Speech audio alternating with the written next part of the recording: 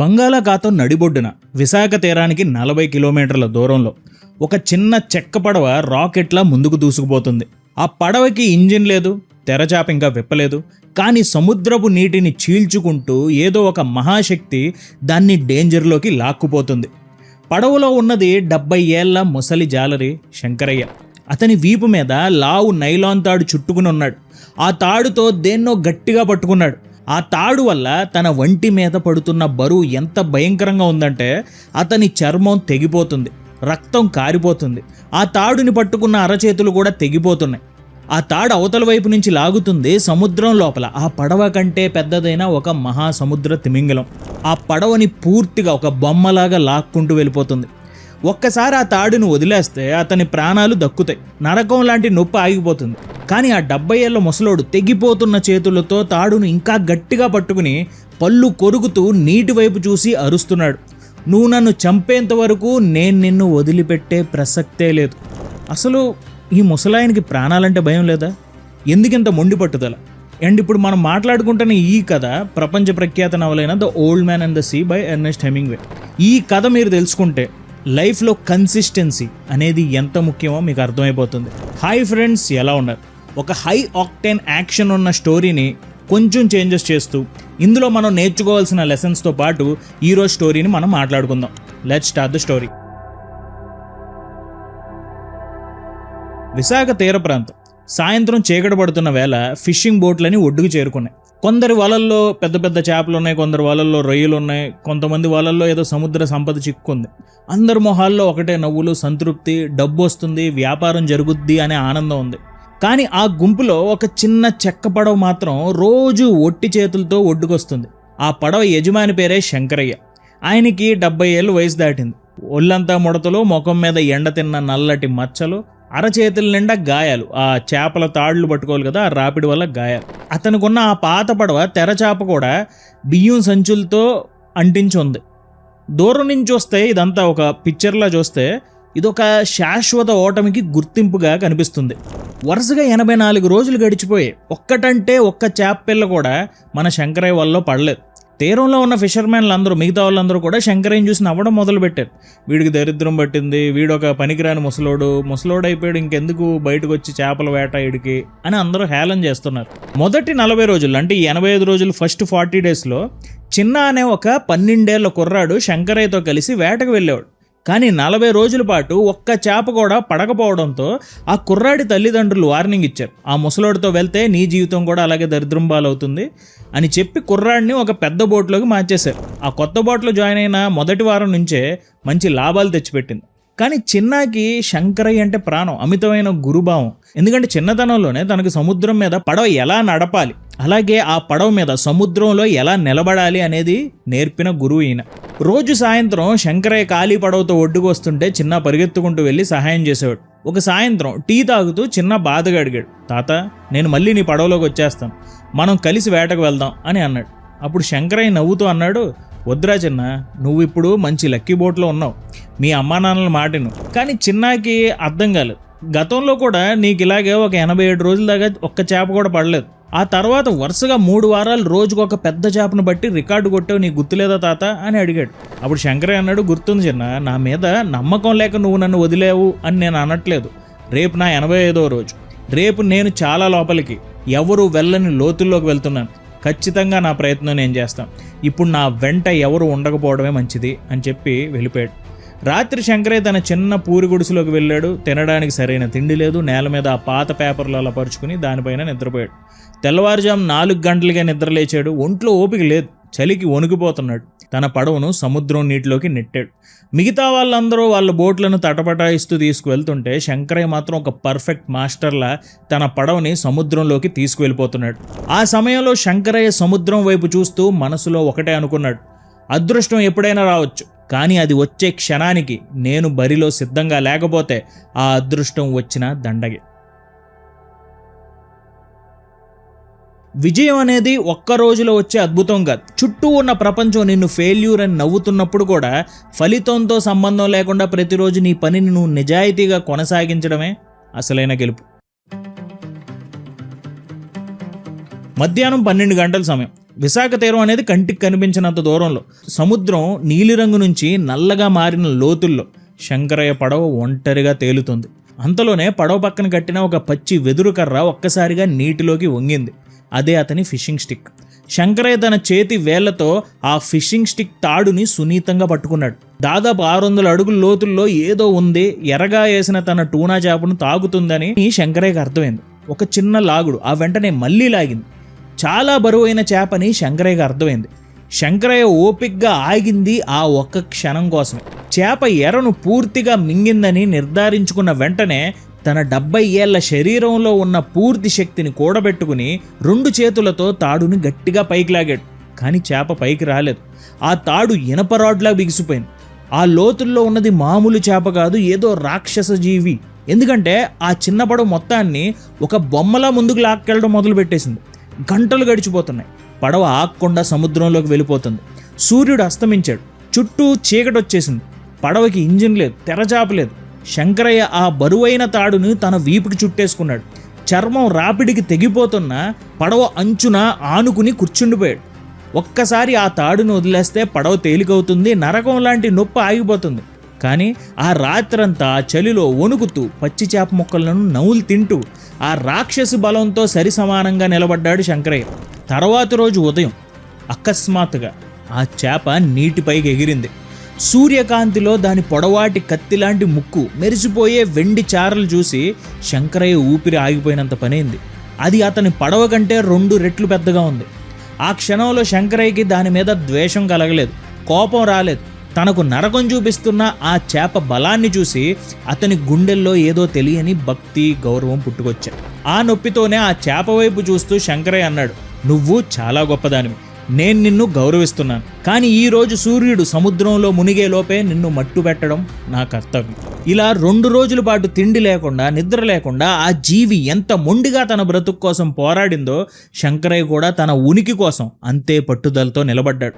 3వ రోజు ఉదయం ఆ చేప అలిసిపోయి పడవ చుట్టూ తిరగడం మొదలుపెట్టినప్పుడు శంకరయ్య తన ఆఖరి ఊపిరిని కూడా తీసుకుని హార్పూన్ని ఆ చేప గుండెల్లోకి దించేశాడు. ఆ మహాజీవి గాల్లోకి లేచి విలవిల్లాడుతూ పడవ పక్కనే చనిపోయింది. మీ ముందున్న సవాలు ఎంత భయంకరమైనదైనా దాన్ని ద్వేషంతో కాకుండా పూర్తి గౌరవంతో ఎదుర్కొన్నప్పుడే మీలోని అసలైన మెచ్యూరిటీ బయటకు వస్తుంది. ప్రత్యర్థి గొప్పతనాన్ని గుర్తించిన వాడే తన హద్దులను దాటి ఎదగలడు. కానీ నిజం చెప్పాలంటే బయట ఉండే సమస్యల కంటే మన లోపల ఉండే భయం, డౌట్స్, ఓవర్ థింకింగ్ అనే శత్రువులతో పోరాటమే మనకి చాలా కష్టమైపోతుంది. ఆ లోపల శత్రువులను దాటి మీ మైండ్ని మీ కంట్రోల్లోకి తెచ్చుకోవడానికే మన తెలుగు గీక్స్ అకాడమీలో unlock your subconscious power అనే ప్రాక్టికల్ ప్రోగ్రామ్ని డిజైన్ చేశాం. ఈ కోర్స్ ద్వారా మీ సబ్ కాన్షియస్ మైండ్ ఎలా రీప్రోగ్రామ్ చేసుకోవాలి, మీ భయాన్ని ఎలా ఫోకస్గా మార్చుకోవాలి, రోజు కన్సిస్టెంట్గా ఎలా పనిచేయాలనే మైండ్ సెట్ సిస్టమ్ని ఇందులో నేను మీకు క్లియర్గా ఎక్స్ప్లెయిన్ చేస్తాను. లా ఆఫ్ అట్రాక్షన్ అనేది కొంతమందికి మ్యాజిక్లా అనిపిస్తుంది, కానీ దాని వెనుకున్న సైకాలజీని క్లియర్గా లైఫ్ ఎగ్జాంపుల్స్తో ఈ కోర్సులో నేను డిజైన్ చేశాను. ఆల్రెడీ చాలామంది అకాడమీలోని కోర్సెస్కి మంచి ఫీడ్బ్యాక్ ఇస్తున్నారు. అలాగే మన అకాడమీలో ప్రస్తుతం 2499 విలువైన ఈ కోర్స్ మీద 999 ఆఫర్ నడుస్తుంది. సో మీరు కూడా మీ బ్రెయిన్ని ఫుల్ పవర్ మోడ్లోకి తీసుకు వెళ్ళాలి అనుకుంటే, సబ్ కాన్షియస్ మైండ్ పవర్ పూర్తిగా మీరు రుచి చూడాలనుకుంటే కింద డిస్క్రిప్షన్ అలాగే పిన్ కామెంట్లో లింక్ ఉంది, దాన్ని క్లిక్ చేసి ఈరోజు జాయిన్ అవ్వండి. Back to the video. ఆ భారీ చేపను పడవకు ఒకవైపు దృఢంగా కట్టేసి చిరిగిన తెర చేపను మళ్ళీ సరిచేసుకుని శంకరయ్య తిరుగు ప్రయాణం మొదలుపెట్టాడు. అతని ముఖంలో గెలుపు తాలూకు ప్రశాంతత వచ్చింది. కానీ ఆ ప్రశాంతత 1 గంట కూడా నిలవలేదు. సముద్రపు లోతుల్లో నుంచి ఈ చేప రక్తం వాసన మైళ్ళ దూరం వ్యాపించింది. సరిగ్గా గంట తర్వాత నీలిరంగు నీటిని కత్తిలా చీల్చుకుంటూ ఒక భారీ మాకో షార్క్ పడవ వైపు దూసుకొచ్చింది. దాని కళ్ళు దయలేనివి. అది పూర్తిగా రంపం లాంటి పళ్ళతో నిండుంది. అది నేరుగా వచ్చి ఆ చేప మాంసాన్ని నోటికి ఖర్చుకుని బలంగా లాగింది. బోటు మొత్తం ఒక్కవైపు ఒరిగిపోయింది. కానీ శంకరయ్య భయపడలేదు. చేతిలో ఉన్న ఒకే ఒక్క హార్పూన్ని ఆ సొరచేప మెదడులో సూటిగా దించేశాడు. ఆ దెబ్బకు సొరచేప గిలగిలా కొట్టుకుంటూ చనిపోయింది. కానీ అది లోపలికి మునిగిపోతూ శంకరయ్య చేతిలోని లాస్ట్ హార్పూన్ని, ఆ వెపన్ని, అలాగే ఆ వెపన్కున్న తాడుని మొత్తం సముద్రం లోపలికి లాక్కెళ్ళిపోయింది. ఇప్పుడు శంకరయ్య దగ్గర ఎలాంటి ఆయుధం లేదు. పైగా ఆ చేప నుంచి కారిన రక్తం ఇంకా చాలా షార్క్స్ని ఆకర్షించడం మొదలుపెట్టింది. ఆయన బాధతో ఆ చేప వైపు చూశాడు. ఇప్పుడు మన ఇద్దరిని రక్షించుకోవాల్సిన బాధ్యత నాదే అని అనుకున్నాడు. హార్పూన్ పోయింది, చేతులు సహకరించట్లేదు. కానీ శంకరయ్య ఖాళీగా కూర్చోలేదు. పడవలోని ఒక తెడ్డు చివరికి తన దగ్గరున్న చిన్న వేటకత్తిని గట్టిగా కట్టాడు. కొద్దిసేపటికి ఒకేసారి 2 సొరచేపలు దాడి చేశాయి. ఆయన ఆ తెడ్డు కత్తితో వాటి కళ్ళల్లోకి మెదడులోకి పొడిచి చంపాడు. ఆ గొడవలో కత్తి బ్లేడు విరిగిపోయింది. ఆయుధాలన్నీ ఒక్కొక్కటిగా పోతున్నాయి. సొరచేపల గుంపులు మాత్రం పెరుగుతూనే ఉన్నాయి. నువ్వు జీవితంలో ఒక పెద్ద ఘనత సాధించినప్పుడు అందరూ నిన్ను అభినందిస్తారని అనుకోకు.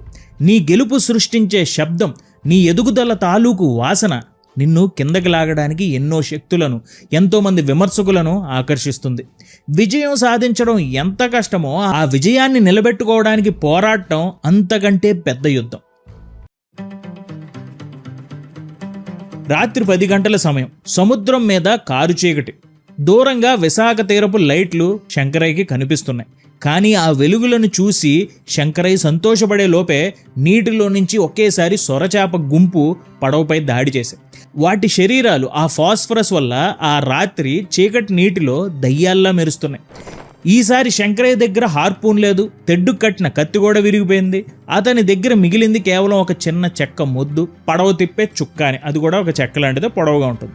చేతుల నుంచి రక్తం కారుతున్న ఆ చెక్క మొద్దుతో ఆ సొరచేపల తలల మీద బలంగా బాదడం మొదలుపెట్టాడు. ఆ దెబ్బలకి ఆ మొద్దు కూడా చేతిలో నుంచి జారి నీటిలోకి పడిపోయింది.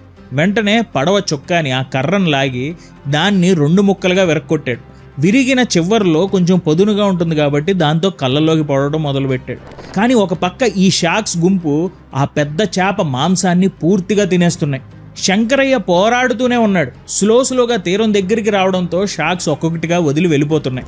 ఆఖరి సొరచేప కూడా వెళ్ళిపోయింది. ఎందుకంటే ఆ భారీ చేపపై ఇక తినడానికి ఒక్క మాంసపు ముక్క కూడా మిగలలేదు. కేవలం ఒక తెల్లటి ఎముకల గూడు పడవ పక్కనే తాడుకు వేలాడుతుంది. శంకరయ్య చేతులు పూర్తిగా మొద్దుబారిపోయి నోటి నిండా చేదుగా అనిపిస్తుంది. ఆయన ఆకాశం వైపు చూశాడు. తన జీవితం అంతా కష్టపడి పట్టిన ఆ మహాసంపద తన కళ్ళ ముందు నాశనం అయిపోయింది. ఇప్పుడు ఆయన దగ్గర ఏమీ మిగలలేదు. A man can be destroyed but not defeated. మనిషిని చంపగలరు, పాడు చేయగలరు, కానీ ఎప్పటికీ ఓడించలేరు. ఫలితం ఎప్పుడు మీ కంట్రోల్లో ఉండకపోవచ్చు. నీ కష్టం అంతా కూడా అప్పుడప్పుడు బూడిదలో పోసిన పన్నీర్ అయిపోవచ్చు. కానీ బయట ప్రపంచం నీ ఆస్తిని లాక్కోవచ్చు, నీ సంపదని దొంగలించవచ్చు. కానీ నీ ధైర్యాన్ని, నీ పోరాట పటిమను ఎవ్వరూ దొంగలించలేరు. నువ్వు ఆఖరి క్షణం వరకు తల వంచకుండా నిలబడినంత కాలం నువ్వు ఓడిపోయినట్లు కాదు. తెల్లవారుజామున విశాఖ తీరానికి ఆ చిన్న పడవ ఒంటరిగా చేరుకుంది. తీరంలో ఎవరూ లేరు. శంకరయ్య నెమ్మదిగా పడవను ఒడ్డుకు లాగి కింద పడుతూ పైకి లేస్తూ ఒంటిపై గాయాలతో చేతుల నిండా రక్తం ఎలాగలా తన ఇంటికి చేరుకున్నాడు. బోర్లా పడుకున్నాడు. గాఢ నిద్రలోకి వెళ్ళిపోయాడు. ఉదయం 8 గంటల సమయం. తీరంలో వందలాది మంది ఫిషర్మెన్ శంకరయ్య పడవ చుట్టూ గుమ్ముగూడారు. పడవ పక్కన కట్టి ఉన్న ఆ తెల్లటి ఎముకల గూడును చూసి అందరి కళ్ళల్లో ఆశ్చర్యం మొదలైంది. ఒక జాలరి కొలత మొదలుపెట్టాడు. 18 అడుగులు వచ్చింది. ఈ సముద్రంలో ఎంత భారీ చేపను మనం ఇప్పుడు దాకా చూసి ఉండం అని వాళ్ళు అనుకుంటాం మొదలుపెట్టారు. నిన్నటి వరకు శంకరయ్యను చేతకాని వాడని నవ్విన జాలర్లందరూ ఇప్పుడు నిశ్శబ్దంగా గిల్టుతో తలలు దించుకుని నిలబడ్డారు. ముసలోడే కానీ మామూలోడు కాదని వాళ్ళకి అర్థమైంది. చిన్న పరిగెత్తుకుంటూ శంకరయ్య గుడిసెలోకి వచ్చాడు. మంచంపై పడుకున్న ఆ ముసలతని చేతులను, చెస్ట్ అండ్ వీపు మీద గాయాలను చూసి చిన్న కళ్ళల్లో నుంచి నీళ్లు ఆగలేదు. శంకరయ్య కోసం వేడిగా టీ, చేతికి రాయడానికి మందులు తీసుకొచ్చాడు. పక్కనే కూర్చున్నాడు. కాసేపటికి శంకరయ్య కళ్ళు తెరిచాడు. చిన్నాను చూసి మెల్లగా అన్నాడు, నన్ను అవి ఓడించేసే చిన్న, ఆ చేపను నేను కాపాడుకోలేకపోయాను అని అన్నాడు. చిన్న కన్నీళ్లు తుడుచుకుంటూ గట్టిగా చెప్పాడు, చేప నిన్ను ఓడించలేదు తాత, నువ్వు గెలిచావు. రేపటి నుంచి నేను నీతోనే వేటకు వస్తాను.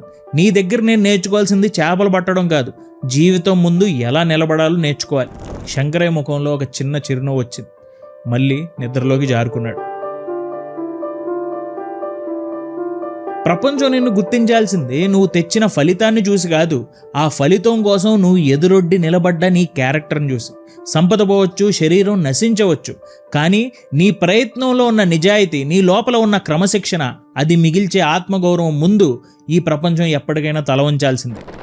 ఈ కథ ద్వారా శంకరయ్య మనకి నేర్పిన పాఠాలు ఏంటంటే, ద సైలెంట్ గ్రైండ్. ఫలితం రాకపోయినా, సమాజం హేళన చేసిన నిరాశ చెందకుండా ప్రతిరోజు క్రమశిక్షణతో బరిలోకి దిగడమే నిజమైన గెలుపు. అదృష్టం తలుపు తట్టే క్షణానికి నువ్వు సిద్ధంగా ఉండాలి. Master the struggle, don't hate it. ఎదురయ్యే పెద్ద పెద్ద కష్టాలను ద్వేషంతో కాకుండా గౌరవంతో, మెచ్యూరిటీతో ఎదుర్కోవాలి. ప్రత్యర్థి లేదా సమస్య స్థాయిని గుర్తించి పోరాడినప్పుడే నీలోని అసలైన సామర్థ్యం బయటకు వస్తుంది. Success attracts conflicts.